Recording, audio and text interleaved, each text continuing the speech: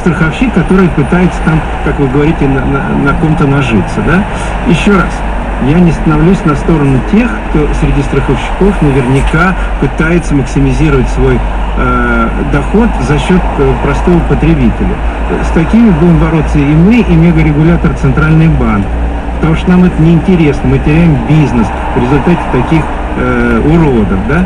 А что касается нормальных компаний, давайте наладим ценообразование таким образом, чтобы это было выгодно. Где вы слышали еще раз, чтобы хлеб под прилавок подпрятали, а не продавали? Игорь Юрьевич, снова нужно делать перерыв на новости свежие. После этого, наверное, я совсем отдам вас на откуп нашим слушателям, потому что слишком много звонков и очень много вопросов в СМС. Мне с вами приятно, но со слушателями хорошо. Тоже хорошо.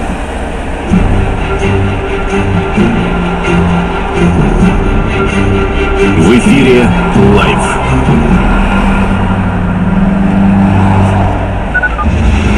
В 17:45, о главном этой минуте, президент Армении исключил месть против сдавшейся вооруженной группировки. Это те товарищи, которые еще 17 июля захватили полк патрульно-постовой службы полиции в Ереване. Экономист оценил доллар в 25 рублей по индексу Бигмак. Это сейчас РБК пишет. Суд Киева отпустил первого замглавы Нафтогаза под домашний арест. Полиция Сербии задержала 11 человек, подозреваемых в незаконной перевозке мигрантов. Дальше в Петербурге вот нашли 73 мин времен войны. Сейчас тоже пишут местные СМИ.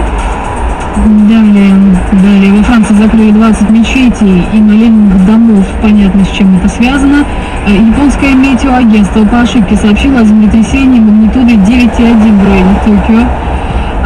Киевский суд арестовал экс-руководителя партии регионов Ефремова. Было сообщение от Киевского суда. Ну и говорят, что хватит.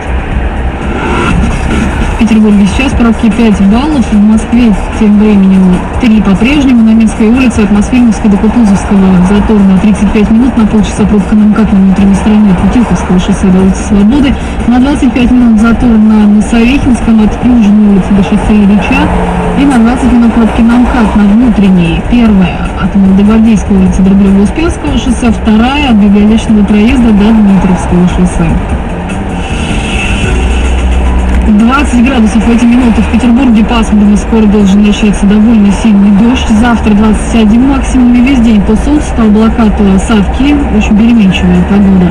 В Москве в эти минуты по-прежнему 29, все так же малооблачно, все так же душно, жарко. Сегодня мы так и проживем день без дождей. Завтра до 28, в первой половине дня солнечно, во второй половине дня возможны осадки и возможно гроза. Позиция. 17:47. Игорь Юргенс, президент Всероссийского союза страховщиков, Российского союза автостраховщиков, здесь у нас в студии. Ну вот опять, что ли, мне пачками читать, судя по всему, море, просто какое-то море сообщений.